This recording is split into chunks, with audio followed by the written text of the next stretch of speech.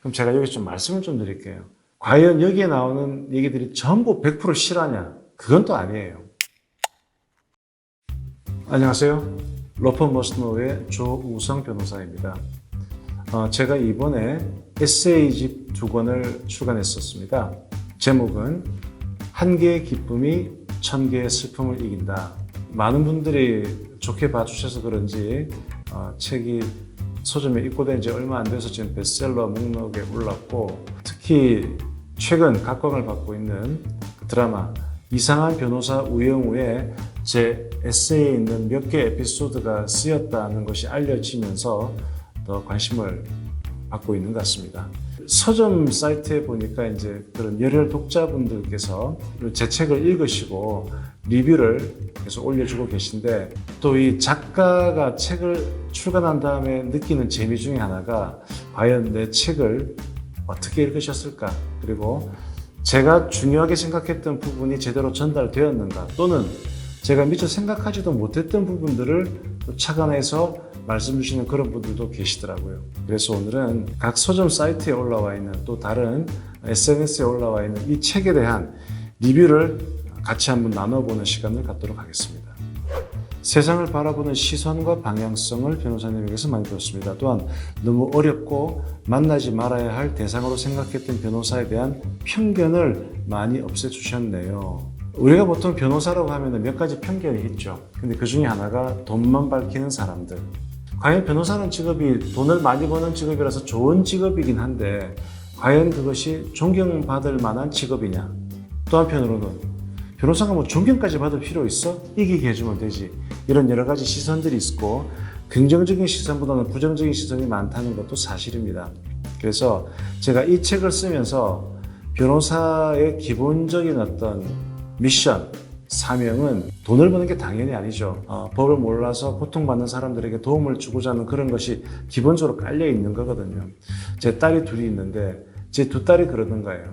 우리 아빠가 변호사인 건 아는데 뭔 일을 하는지 몰랐다는 거죠. 근데 막상 이 책을 보니까 아빠를 좀 더 이해할 수 있었다. 그리고 아빠가 존경스러웠다. 저는 뭐 다른 거 다 떠나서 제 딸한테 이 정도의 얘기를 들은 것만으로도 참 이 책을 잘 썼다, 이런 생각을 하게 됐습니다. 이 책에 나오는 드라마 같은 에피소드들이 실화라니 오히려 아이러니컬하네요. 그럼 제가 여기 좀 말씀을 좀 드릴게요. 과연 여기에 나오는 얘기들이 전부 100% 실화냐? 그건 또 아니에요. Based on true story. 그러니까 실화에 근거했다. 또는 inspired by true story. 이런 말도 있어요. 실화에 영감받았다. 제가 이 2권의 에세이에 담은 스토리들 중에 정말 실화에 근접한 것들도 여러 개 있습니다. 주로 미담들.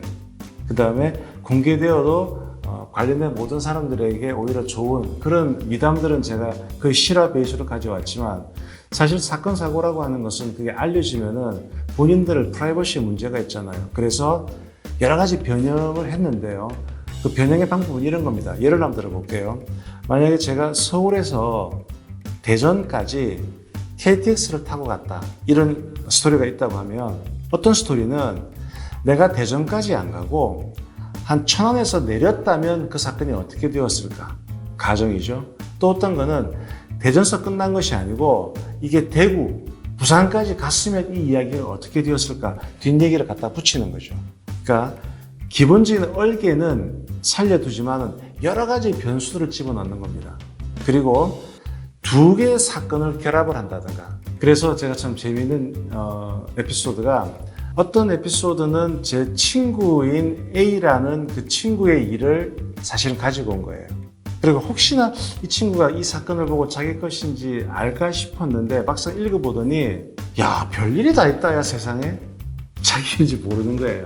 그래서 제가 이 유튜브 영상 앞으로 좀 여러 개를 찍을 건데, 각 에피소드마다 좀 소개를 하면서 이 에피소드는 어디까지는 사실이었다, 뭐 이런 것도 제가 한번 밝혀보고요.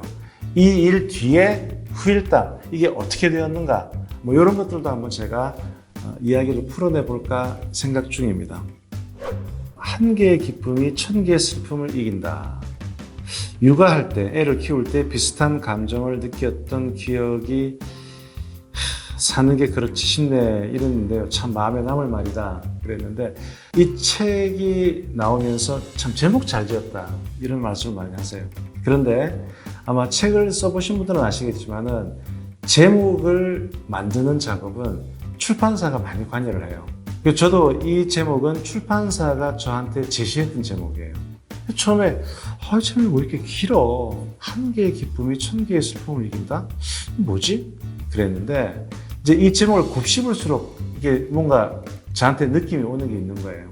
제가 원래 이 책을 쓰게 된 계기도 보면 몇 번의 패소 판결을 제가 받게 되고 또 좀 중요한 사건에 내가 변호사로서 이렇게 자질이 있는 게 맞냐? 내가 변호사로서 잘하고 있는 게 맞냐?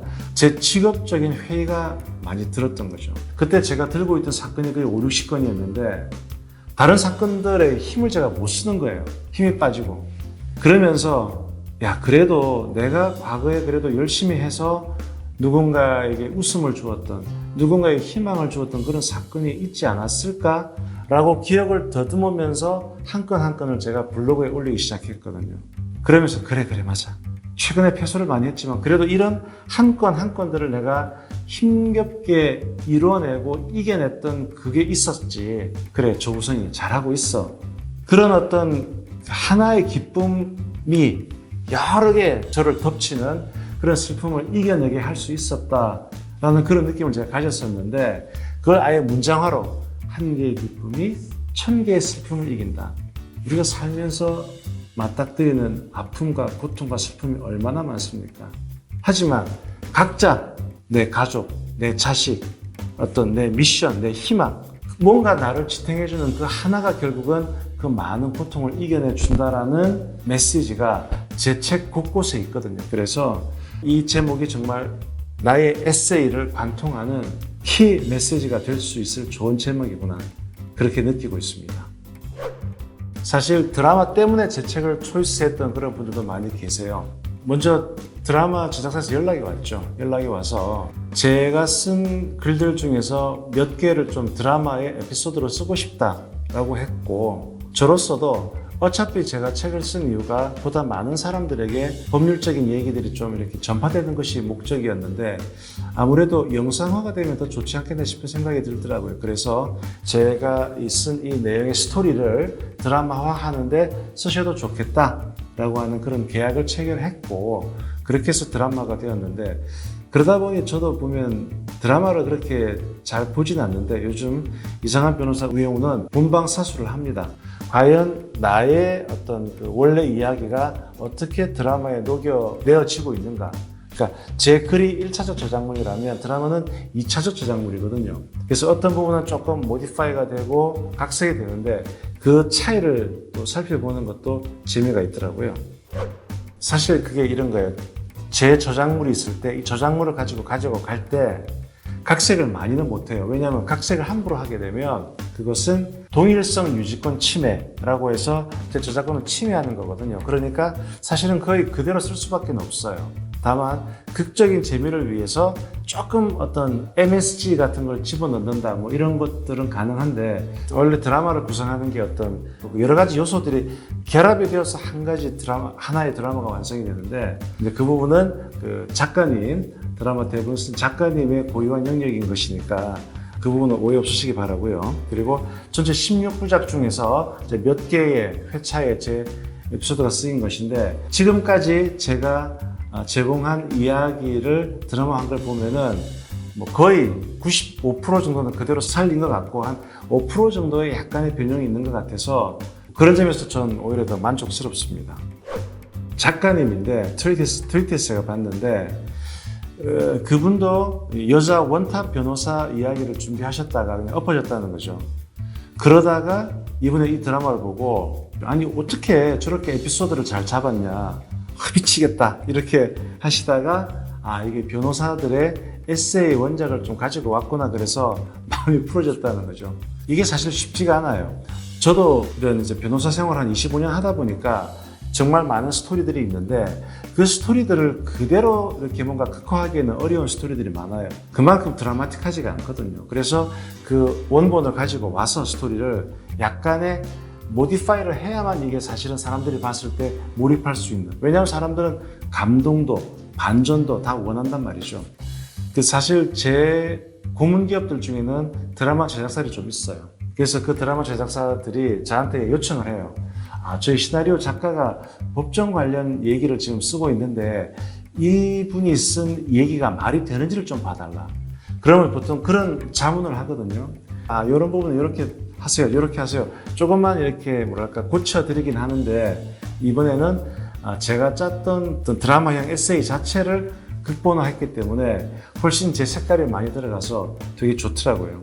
참고로 제 두 에세이에 있는 스토리가 한 거의 30개 육박하거든요. 그 30개 육박했는데 드라마화한 것은 한 4개 정도밖에 안 돼요.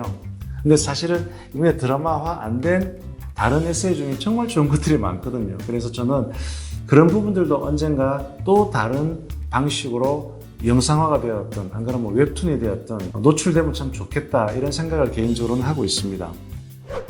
그리고 이제 이건 제 고민 중에 하나이기도 한데요. 이 드라마가 인기를 얻은 것 중에 하나가 그 박은빈 배우의 참 뛰어난 연기, 그 다음에 그 박은빈 배우가 자폐 스펙트럼 장애가 있잖아요.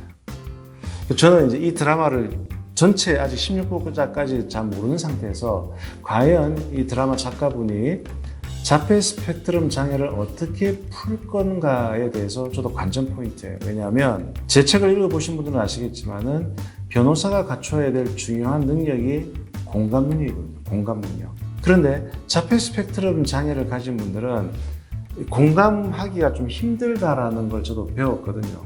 자기 세계에 몰입되어 있고 저 사람이 어떻게 느끼는지를 공감을 잘 못하기 때문에 여러 가지 어려움을 느끼는 게 자폐 스펙트럼 장애인데 저는 이 책을 통해서 공감이 필요하다. 그리고 공감을 잘 해야만 된다는 그 메시지를 던지고 있단 말이죠. 그러면 우영우라고 하는 캐릭터의 성장 드라마적인 성격도 있다고 보이거든요. 전혀 공감 능력이 떨어지고 법 조문만 잘 알고 있던 그 우영우라는 변호사, 신입 변호사가 시간을 거듭하고 사건을 계속하면서 이 공감 능력까지 배우게 되는 그런 구조로 갈까 아닐까 저자체 의문이에요.